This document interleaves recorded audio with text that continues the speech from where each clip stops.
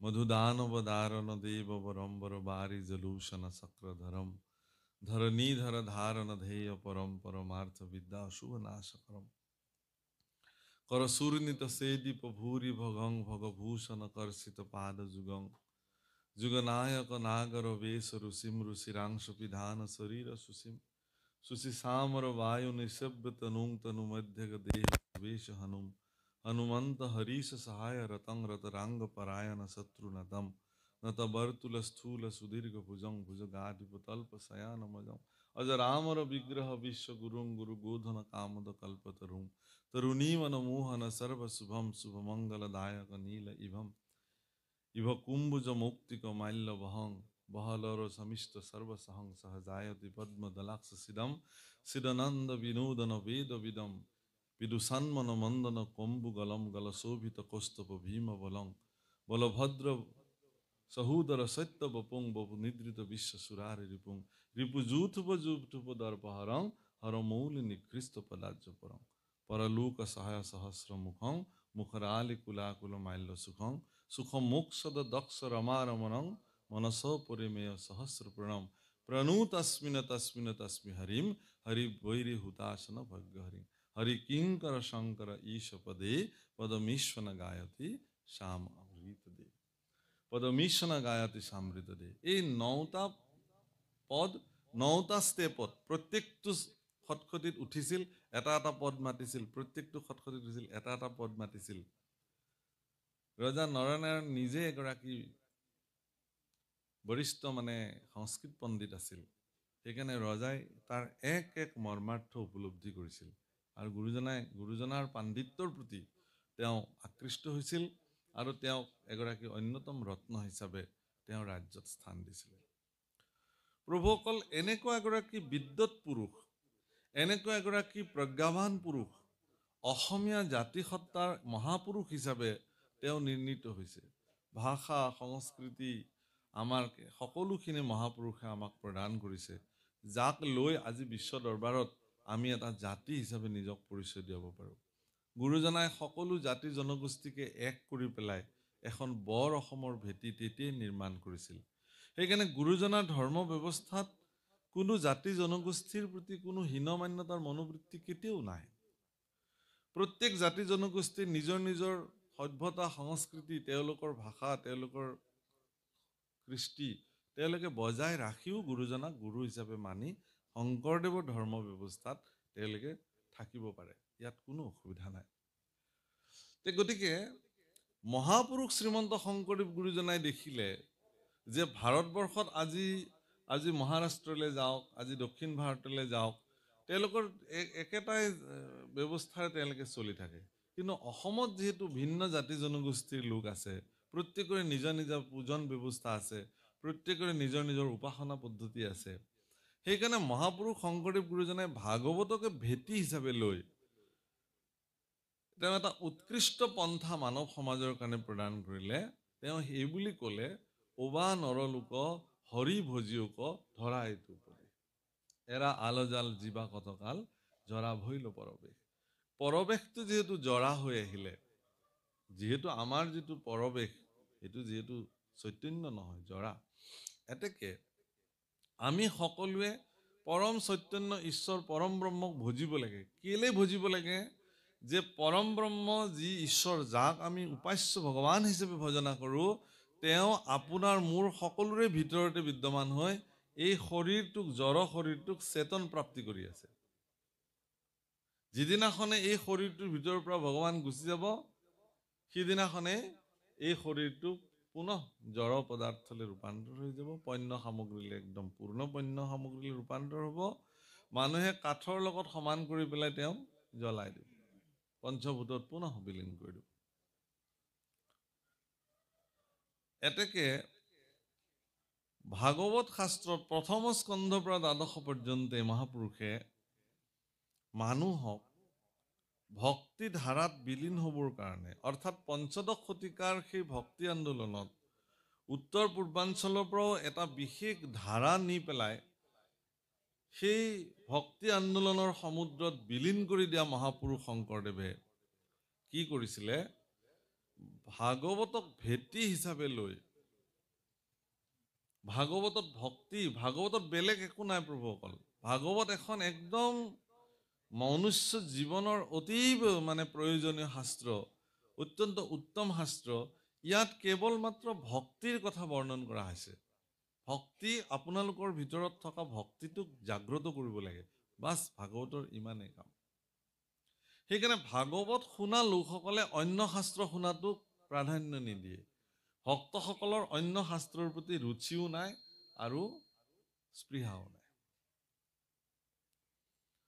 যিটো শাস্ত্ৰে নাই কৃষ্ণ চৰিত্ৰ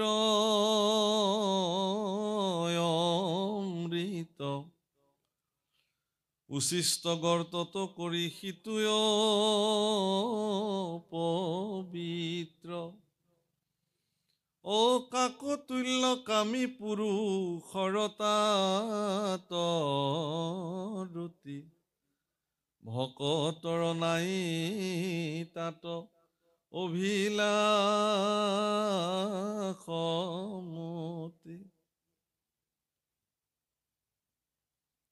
যে সাম শাস্ত্ৰে পুৰাণে বা হৰিৰ ভক্তি ন দৃশ্যতে, শ্ৰোতব্যম নৈব তৎশাস্ত্ৰম যদি স্বয়ং ব্ৰহ্মাৱতীত।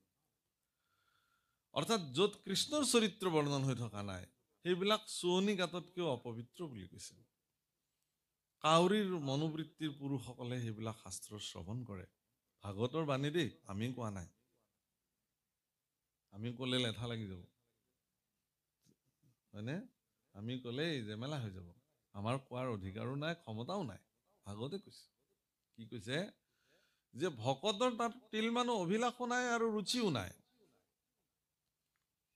প্ৰভুসকলে ৰামচন্দ্ৰই যেতিয়া লংকা দখল কৰিছিল, ক'বলৈ গ'লে নিজৰ অধীনত আনিছিল ৰাৱণক বধ কৰাৰ পিছত, তেতিয়া লক্ষ্মণে ৰাৱণক এটা কথা কৈছিল যে, হে দাদা, মানে ৰামক এটা কথা কৈছিল, ক্ষমা কৰিব, যে দাদা, আমাকতো বনবাসে দিছে পিতৃয়ে, ইতিমধ্যে ভৰতটো তাতে গৈ ৰাজ্য শাসনে কৰি আছে।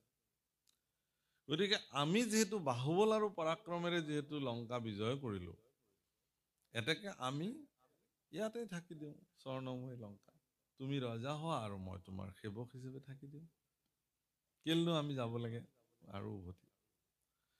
তেতিয়া ভগৱান শ্ৰী ৰামচন্দ্ৰই কৈছিল, ওপি স্বৰ্ণময়ী লংকা নমে লক্ষ্মণ ৰোচতে, জননী জন্মভূমি স্বসৰ্গাদপি গৰীয়সী। এইটো বাল্মীকি ৰামায়ণৰ বাণী। ওপি স্বৰ্ণময়ী লংকা, ওপি অলছো ইংৰাজীত, যদিও এখন স্বৰ্ণময়ী লংকা, নমে লক্ষ্মণ ৰোচতে, মোৰ ইয়াৰ প্ৰতি কিঞ্চিত মানো ৰুচি নাই। জননী জন্মভূমি স্বসৰ্গাদপি গৰীয়সী, জননী আৰু জন্মভূমি য'ত আছে সেয়াই মোৰ কাৰণে স্বৰ্গ। অৰ্থাৎ মানুহৰ যি ৰুচি, সেই ৰুচিটো ক'ত নিৰ্ভৰ কৰে, এইটো ডাঙৰ কথা। ভগৱানক ভজিবৰ কাৰণে নিজৰ ভিতৰত ভক্তিক জাগ্ৰত কৰিবৰ নিমিত্তে মানুহে কি কৰ্ম কৰিব, সেইটো ব্যক্তিজনৰ ৰুচিৰ ওপৰত নিৰ্ভৰ কৰে, তেওঁৰ বিবেচনাৰ ওপৰত নিৰ্ভৰ কৰে।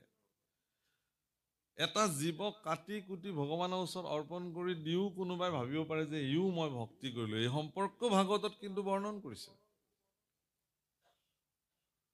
পৰ শৰীৰত মোক বিদ্বেষ কৰয়, পৰৰ শৰীৰত মোক বিদ্বেষ কৰিছে। আজি এটা পৃথিৱীৰ প্ৰত্যেকটো জীৱৰ নিজৰ নিজৰ কৰ্মৰে পৃথিৱীত তেওঁলোকে জীয়াই আছে। আপোনালোকে নাভাবিব যে এটা পৰুৱা, গুৰি পৰুৱাকেইটাইনো কি কামত ইহঁতক ভগৱানে জন্ম দিলে, কেঁচু কুমতিবিলাকক কিয় ভগৱানে জন্ম দিলে, চৰাই চিৰিকটি বান্দৰ অমুক তমুক এইবিলাকনো কি কামত জন্ম দিলে, কেৱল আমি মানুহকেইটাকে পৃথিৱীত জন্ম দি থৈ দিব লাগিছিলে। তাৰমানে এইটো কেৱল স্বাৰ্থপৰ চিন্তাৰ বাহিৰে বেলেগ একো নহয়। পৃথিৱীত কোনো থাকিব নালাগে, আমি থাকিম মাত্ৰ, তোমালোকে কাক লৈ থাকিবা? আমি মানুহবিলাক জীয়াই থাকিবৰ কাৰণে, প্ৰকৃতি প্ৰদত্ত জীৱন এটা যাপন কৰিবৰ কাৰণে প্ৰকৃতিৰ প্ৰত্যেকটো বস্তুৱে নিজস্ব ভূমিকা গ্ৰহণ কৰি আছে ঈশ্বৰৰ ইচ্ছাত। এতেকে প্ৰত্যেকৰে নিজৰ নিজৰ ভূমিকা আছে। হে প্ৰভুসকল, প্ৰত্যেকটো জীৱৰ ভিতৰতেই ভগৱান বিদ্যমান হৈ আছে, সেই কথা ভাগৱত শাস্ত্ৰই নিৰ্ণয় কৰিছে। আৰু ভাগৱতৰ ভেটিত মহাপুৰুষ শংকৰদেৱো সমস্ত লোকৰ কাৰণে এই নিৰ্দেশনা দিছে। ঈশ ৰূপে হৰি সবঘতে বৈঠ জৈসন গগন বিয়াপি নাৰায়ণ কাহে ভকতি কৰু তেৰা। ইয়াতে বৰ ধুনীয়া কথা কৈছে। ঈশ স্বৰূপে হৰি সবঘতে বৈঠ। ঘট মানে কি? ঘট মানে শৰীৰ। প্ৰত্যেকটো শৰীৰতে ভগৱান বিদ্যমান হৈছে। গছ, লতিকা, তৰু, তৃণ, জীৱ, জন্তু, মানুহ চবৰ ভিতৰতে ভগৱান আছে। ভগৱানৰ অস্তিত্ব বিদ্যমান। এইটোৱেই ভগৱান, এয়াই ঈশ্বৰ। তাকে নুবুজি আমিবিলাকে কেৱল মই জীয়াই থাকিব লাগে, তাৰ কাৰণে সকলোকে মাৰি সবকহু মাৰি পুৰত উহি উদৰ কৰত নাহি কৰতো ভূত দাহে। এই বৰগীতে লিখি সকলোকে মাৰি মই জীয়াই থাকিব লাগে। বাছ এনেকুৱা মনোবৃত্তি তো হ'ব নোৱাৰে। এনেকুৱা মনোবৃত্তিৰ ব্যক্তি যিমান ধাৰ্মিক হলেও তেওঁ উচিত স্থান প্ৰাপ্তি নহয়। পঞ্চপাণ্ডৱে যেতিয়া স্বৰ্গাৰোহণ কৰিছিল, এজন এজনকে ভাতৃৰ যেতিয়া স্খলন ঘটিছিল, তেওঁলোকে কিয় স্খলন হ'ল, স্বৰ্গাৰোহণ তেওঁলোকে কিয় কৰিব নোৱাৰিলে যুধিষ্ঠিৰৰ লগত, এই এক প্ৰশ্ন প্ৰত্যেকে সুধিছে যে দাদা মই কিয় নোৱাৰিলো, মইতো ইয়াতে ৰৈ যাব লাগিল। এতিয়া যুধিষ্ঠিৰে এজন এজন ভাতৃৰ তেওঁলোকৰ জীৱনত থকা যিবিলাক ত্ৰুটি সেইবোৰ কৈ গৈছে। ভীমখেন যেতিয়া সদুশেষত ভীম যেতিয়া পৰি গ'ল, ভীম যাব নোৱাৰা হ'ল, ভীমে সুধিছিলে দাদা মোৰ কি কথা, মই কিয় নোৱাৰো, মই কিয় ৰলো, মইতো যাব পাৰিব লাগিছিল। কৈছে তোমাৰ এটা বিশেষ চৰিত্ৰ আছিল, সবকহু মাৰি পুৰত হৈ। তুমি কোনোবাই খাওক নাখাওক তুমি খাব লাগে, কেৱল এইটো চিন্তা তোমাৰ আছিল। এইটো মনুষ্যৰ চিন্তা হ'ব নালাগে। আমিতো সত্ৰ পৰিয়ালৰ মানুহ, আমাৰতো পৰিয়ালত আজিও পৰম্পৰা, আমাৰ আজু ককাহঁতৰ দিনৰ পৰা এয়া আছিলে যে কি ৰন্ধন প্ৰকৰণ কৰি এবাৰ পদূলিলে যাব লাগে। কোনোবা অতিথি আহিছে নেকি, কোনোবা তেনেকুৱা ক্ষুধাতুৰ ব্যক্তি আহি পদূলিত ৰৈছেহি নেকি, কোনোবা তেনেকুৱা দৰিদ্ৰজন ভিক্ষাৰীজন আহিছে নেকি, তেওঁক মাতি আনিব লাগিব। যদি তেওঁ আহে তেতিয়া প্ৰথম তেওঁক ভোজন কৰাব লাগিব। মাতৃ কুন্তীয়ে এই শিক্ষা পঞ্চপাণ্ডৱক দিছিলে। এদিনটো গোটেই দিন ভিক্ষা কৰি কৰি অকমান চাউল মাত্ৰ পাইছিলে পঞ্চপাণ্ডৱে। সেই চাউলখিনি ৰান্ধি মাত্ৰ 5জন ভাতৃৰ সন্মুখত বাঢ়ি দিছিলে মাত্ৰ অন্ন।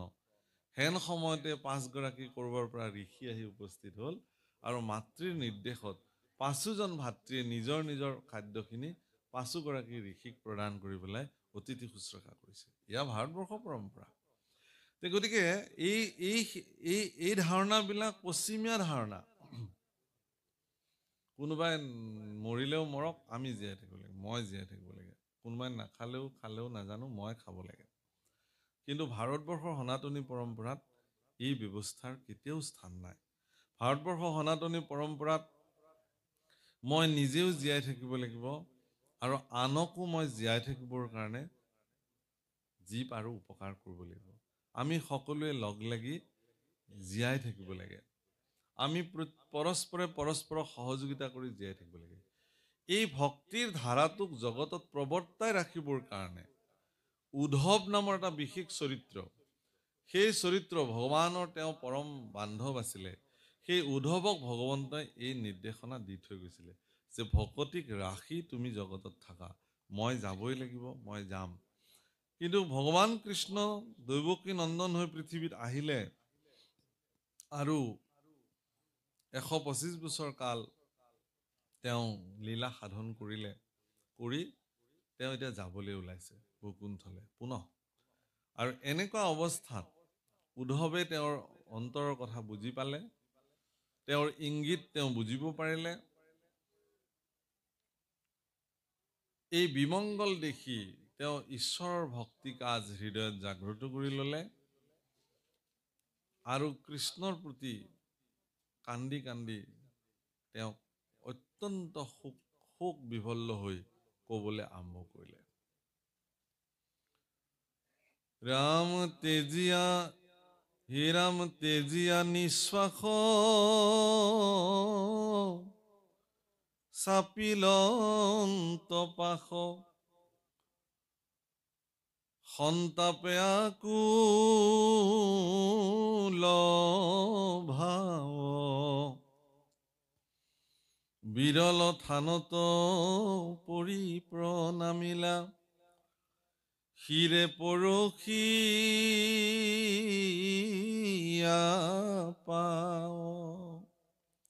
পৰম সন্তাপ মনোবৃত্তিৰে ভগৱান কৃষ্ণৰ ওচৰলৈ চাপি গ'ল উদ্ধৱে আৰু বিৰল স্থানত পৰি প্ৰণাম জনালে। বিৰল স্থান মানে ভগৱানৰ দুখানি অভয়চৰণী জগতৰ বিৰল স্থান বুলি বিবেচিত হয়। কিহৰ কাৰণে? যে ভগৱানৰ যি চৰণ অভয় চৰণ, এই চৰণ আৰু পৃথিৱীত কোনো দ্বিতীয় ব্যক্তিৰ নাই। ভগৱানৰ চৰণ আৰু অন্যান্য জীৱৰ চৰণৰ মাজত পাৰ্থক্য কি? ভগৱানৰ দুখানি অভয় চৰণ অন্যান্য ব্যক্তিৰ বা অন্যান্য দেৱতাসকলৰ চৰণৰ লগত নিমিলে। তাৰ প্ৰথম পাৰ্থক্যটো এইটোৱেই যে ভগৱানৰ চৰণৰ তলত ধ্বজ বজ্ৰ অংকুশ জব পঞ্চচিহ্ন বিদ্যমান হৈছে। বাকী ব্ৰহ্মা আদি কৰি কোনো দেৱতাৰ চৰণৰ তলত এই চিহ্নসমূহ ব্যক্ত হৈ থকা নাই। কেৱল ভগৱানৰ চৰণতে পতাকা এখন আছে, জবধান এডাল আছে, বজ্ৰ এপাত আছে, অংকুশ এপাত আছে, হাতীক যিটো নিয়ন্ত্ৰণ কৰা অংকুশ, আৰু পদুম ফুল এপাহ। আৰু আচৰিত কথা যে ভগৱানে যেতিয়া খোজ থয় পৃথিৱীত, সেই খোজটো ডাঙাৰ লগে লগে পৃথিৱীত তেওঁৰ চৰণৰ খোজত এই পাঁচটা চিহ্ন অংকিত হৈ হৈ গৈ থাকে।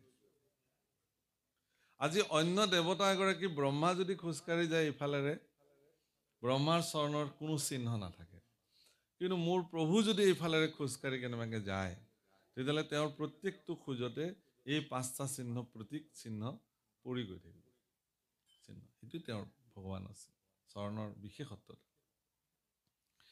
তো এই চিহ্নকেইটাৰ বিশেষত্বতা কি? ই ভজন তত্ত্ব, শৰণ তত্ত্ব। শৰণাচাৰ্যসকলে শিষ্যসকলক শৰণ দিলে ইয়াৰ তাৎপৰ্য ব্যাখ্যা কৰিব লাগে। তেওঁলোকৰ হৃদয়ৰ মানস পটত ভগৱানৰ এই চৰণ যুগলৰ মাহাত্ম্যক উদাৰ চিত্তেৰে অংকন কৰি দিব পাৰিব লাগে। গুৰুসকলৰ এইটো দায়িত্ব, যাতে এজন শৰণীয়া ব্যক্তি আৰু এজন অশৰণীয়া ব্যক্তিয়ে যেতিয়া গুৰু সেৱা কৰিব, এজন শৰণ লোৱা ব্যক্তিয়ে যেতিয়া ঈশ্বৰৰ স্থানত গৈ প্ৰাৰ্থনা কৰিব আৰু এজন অশৰণীয়া ব্যক্তিয়ে যেতিয়া ঈশ্বৰৰ ওচৰত গৈ প্ৰাৰ্থনা কৰিব, তেওঁলোকৰ মাজত চিন্তাৰ পাৰ্থক্য থাকে। শৰণীয়া ব্যক্তি এজনে ঈশ্বৰৰ চৰণত হাতযোৰ কৰাৰ লগে লগে তেওঁৰ মানস পটত ভগৱানৰ এই দুখানি চৰণ চিত্ৰ সহিত অংকিত হৈ সন্মুখত বিদ্যমান হ'ব লাগে। আৰু এইটো তেতিয়া হ'ব যেতিয়া তেওঁৰ সদ্গুৰুৱে তেওঁৰ হৃদয়ত এই চৰণ যুগলক চৈতন্য কৰি আঁকি দিব পৰাৰ ক্ষমতা থাকে। যদি নাথাকে তেতিয়াহ'লেও কাম নাই। এইটো গুৰুসকলৰ মহিমা। গুৰুসকলে পাৰে, গুৰুসকলৰ হাতত এই ক্ষমতাটো থাকে। সেইকাৰণে শৰণৰ মহিমা বিশেষ। শৰণীয়া ব্যক্তি আৰু অশৰণীয়া ব্যক্তিৰ মাজত এইটো ডাঙৰ পাৰ্থক্য।